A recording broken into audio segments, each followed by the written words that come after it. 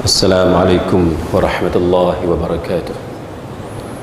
Innal hamdalillah wassalatu wassalamu ala Rasulillah wa ba'd. Sedang hadirin mukminin, sebagai peringatan kepada kita semua, tajuk tazkirah saya pada tengah hari ini ialah berkenaan dengan jalan kesufian yang mengelirukan. Para ulama seringkali memperingatkan kepada kita, termasuklah Imam Ibn Jauzi dalam kitabnya Talbis Iblis, memperingatkan kepada kita bagaimana ada di antara orang-orang Islam yang ingin mendekatkan dirinya kepada Allah Subhanahu wa taala, tetapi memilih jalan yang keliru, tidak sebagaimana yang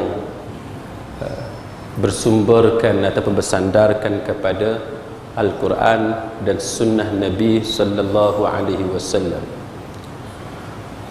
Maka dengan sebab ingin mendapat apa yang dipanggil sebagai hakikat kesufian, manusia mempelajari apa yang dinamakan sebagai tasawuf, ingin menjadi ahli sufi.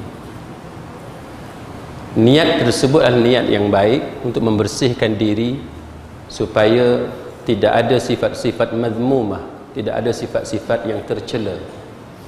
Niat itu baik kerana ingin membersihkan dosa yang sering kali kita lakukan dalam kehidupan sehari-hari. Niat itu baik kerana kita mencari jalan untuk bertakarrub, untuk mendekatkan diri kepada Allah Subhanahu wa taala.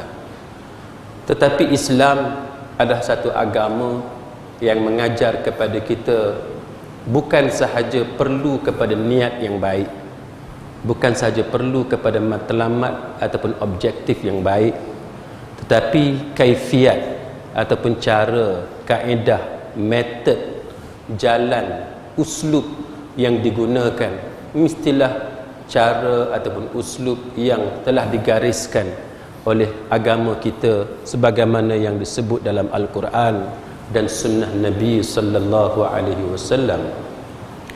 Umpamanya, sedang hadirin mukminin, ada ketikanya golongan yang berserban, berkopiah, berjubah itulah yang kemudiannya menjadi terperangkap di dalam talbis iblis ataupun perangkap iblis, sebagaimana yang diperingatkan kepada kita oleh Imam Ibn Jauzi.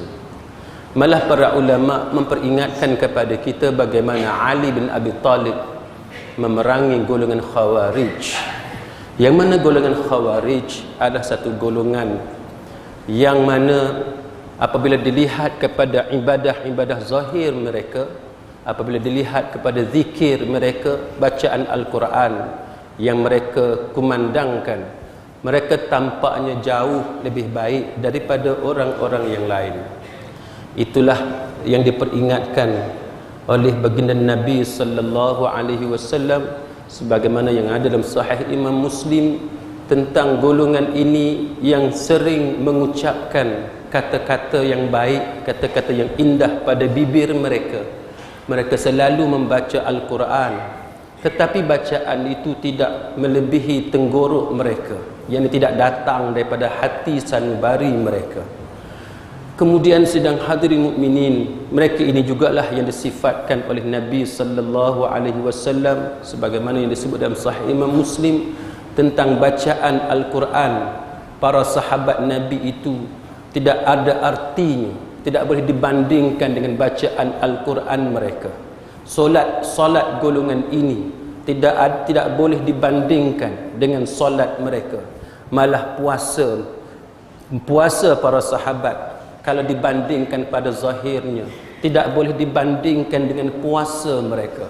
Itu satu gambaran yang telah baginda Nabi sallallahu alaihi wasallam memperingatkan kepada kita tentang kewujudan golongan seperti ini.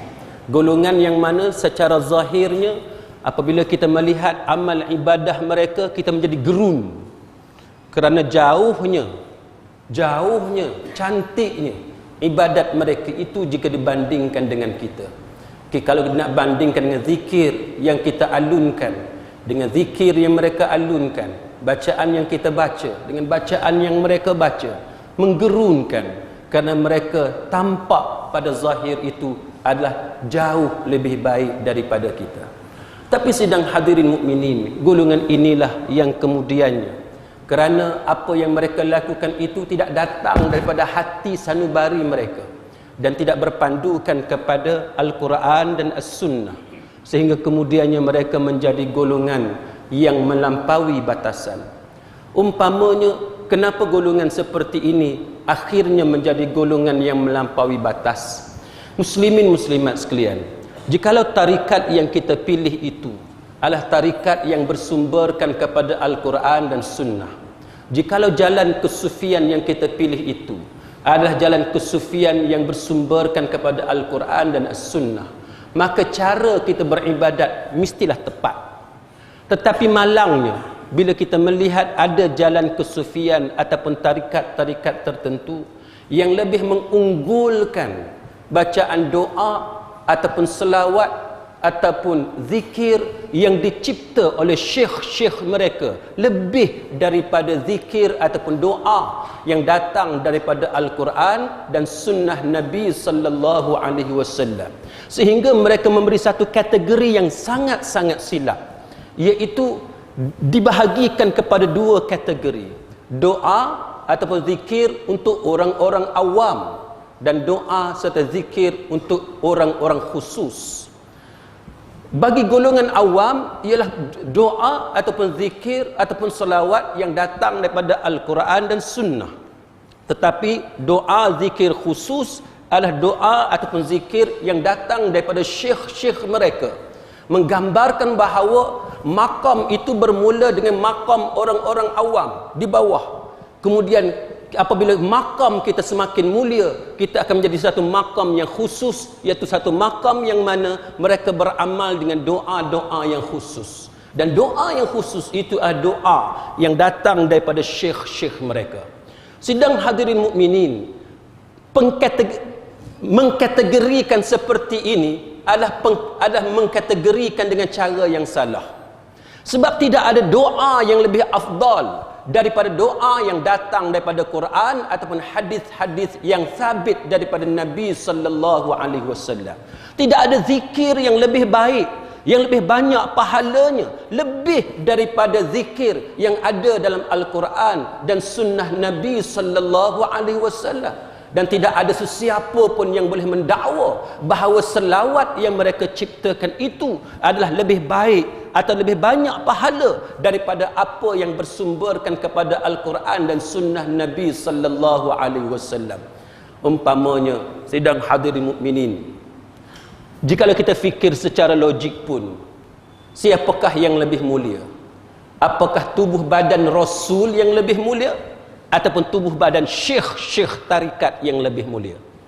Kalau kita mengatakan bahawa syekh tarikat lebih mulia daripada jasad Nabi kita Muhammad sallallahu alaihi wasallam, maka orang yang beriktikad seperti itu mempunyai masalah akidah dalam diri dia. Dan kita pasti bahawa semua orang Islam sepatutnya mempunyai iktikad bahawa Rasulullah adalah semulia-mulia makhluk yang ada. Tidak ada makhluk yang lain yang lebih mulia. Maka apa yang diajarkan oleh Rasul mesti lebih baik daripada ajaran daripada syekh-syekh yang ada. Umpamanya kita melihat ada di antara ajaran kelompok-kelompok tertentu yang menganggap bahawa zikir la ilaha illallah adalah zikir untuk orang-orang awam. Zikir la ilaha illallah adalah zikir untuk orang-orang awam. Manakala bagi sesiapa yang menyertai kumpulan-kumpulan tertentu, mereka mempunyai zikir yang lebih baik sebagaimana yang mereka dakwa, iaitu zikir dengan hanya menyebut Allah sahaja, tanpa menyebut la ilaha illallah. Maka mereka mengatakan bahawa Allah sahaja adalah lebih baik daripada la ilaha illallah. Kemudian peringkat yang ketiga, peringkat yang lebih baik daripada Allah, iaitu dengan hanya menyebut huwa ataupun hu sahaja. Sidang hadirin mukminin, begitulah juga ada kelompok-kelompok yang tertentu yang menambah-nambah perkataan selepas la ilaha illallah. Umpamanya la ilaha illallah kemudian disambung dengan perkataan yahu, yang tidak ada lafaz seperti ini daripada riwayat-riwayat yang sabit. Tapi mereka menganggap bahawa menambahkan perkataan yahu selepas daripada la ilaha illallah itu dianggap sebagai zikir yang lebih baik daripada la ilaha illallah, kerana la ilaha illallah hanya untuk orang-orang awam sahaja.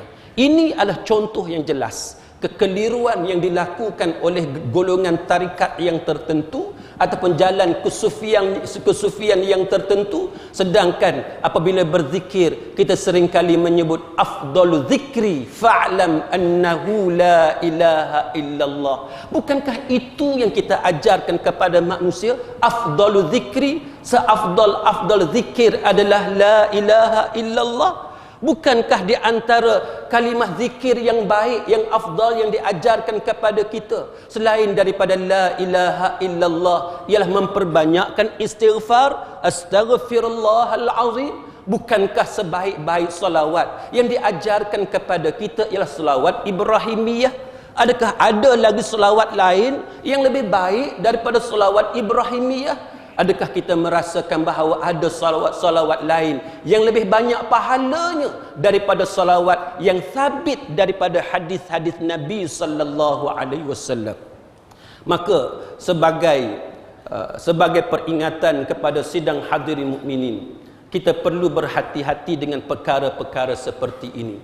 Imam Ibnul Jauzi, sidang hadirin mukminin, memperingatkan kepada kita dengan membawa beberapa riwayat daripada para salafus salih yang diringkaskan dengan mengatakan bahawa apa-apa kata-kata yang datang daripada sesiapa pun jangan diterima kecuali selepas barometernya, selepas kita ukur kata-kata itu melalui Al-Quran dan sunnah Nabi sallallahu alaihi wasallam.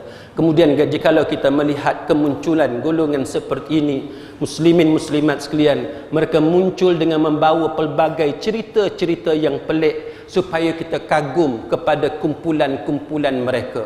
Antaranya mereka akan membawa cerita bahawa syekh-syekh mereka akan pergi menunaikan solat Jumaat di Mekah, kerana itu syekh mereka tidak ada di dalam qaryah. Ini antara cerita pelik yang sentiasa diceritakan kepada sesiapa yang menyertai kumpulan-kumpulan tertentu. Syekh mereka tidak ada solat berjumaat bersama-sama dengan kita kerana dia pergi menunaikan solat Jumaat di Mekah, dan selepas selesai sembahyang Jumaat syekh itu balik ke tempat ini. Sedangkan kita mengetahui bahawa ketika kita sedang menunaikan solat Jumaat hari ini di Pulau Pinang, sedang hadirin mukminin di Mekah belum lagi menunaikan solat Jumaat. Itu contoh tuan-tuan sekalian bagaimana kekeliruan golongan seperti ini. Mereka juga menganggap bahawa syekh-syekh mereka boleh pergi satu tempat ke satu tempat dalam sekelip mata sahaja. Kita ingin mengatakan bahawa kalau benar itulah yang sepatutnya diunggulkan dalam ajaran Islam, kenapa Imam Bukhari terpaksa bermusafir begitu lama hanya semata-mata untuk mengumpulkan hadis-hadis Nabi sallallahu alaihi wasallam? Kalau benar itu merupakan satu perkara yang sangat penting, sudah tentu Allah Ta'ala memberikan karamah kepada Imam Bukhari supaya sekelip mata boleh bergerak dari Bukhara pergi ke Madinah, pergi ke Kufah, ke Basrah dan sebagainya untuk mengumpulkan sebanyak yang mungkin hadis-hadis daripada Nabi sallallahu alaihi wasallam. Tapi kisah itu tidak berlaku kepada Imam Bukhari. Kenapa ia tidak berlaku kepada Imam Muslim? Kenapa tidak berlaku kepada Imam Abu Dawud, kepada Imam At-Tirmizi dan sebagainya? Para ulama hadis yang menginfakkan waktu mereka, tenaga mereka untuk mengumpulkan hadis-hadis Nabi sallallahu alaihi wasallam. Kenapa mereka terpaksa menghabiskan masa yang begitu lama semata-mata bermusafir daripada satu tempat ke satu tempat? Kerana itu sidang hadirin mukminin, bukanlah kita ingin menafikan wujudnya karamah. Kita tidak menafikan wujudnya keramat. Kerana kita sebagai seorang Islam, kita telah diberitahu tentang adanya mukjizat kepada para anbiya, keramat kepada para wali Allah Ta'ala. Tetapi sikap melampau-lampau dalam membawa cerita tentang keramat, sikap suka exaggerate, menukuk tambah kisah berkenaan dengan keramat, akan akhirnya melahirkan generasi yang mudah diperbodohkan. Hendaklah kita beramal dengan ajaran agama ini, bertunjangkan kepada intelektualisme, bertunjangkan kepandaian, kepada ilmu yang sebenar-benarnya, yang sahih, yang datang daripada Al-Quran, yang datang daripada sunnah. Maka akhirnya sidang hadirin mukminin, tidak ada zikir, tidak ada doa, dan tidak ada selawat yang dapat menandingi salawat ataupun zikir ataupun istighfar ataupun tasbih ataupun apa-apa sahaja amalan, melainkan apa yang telah pun diajar dalam Al-Quran dan dalam sunnah yang sabit daripada Nabi sallallahu alaihi wasallam. Wallahu a'lam. Aqulu qawli hadza wa astaghfirullahal azim li wa lakum.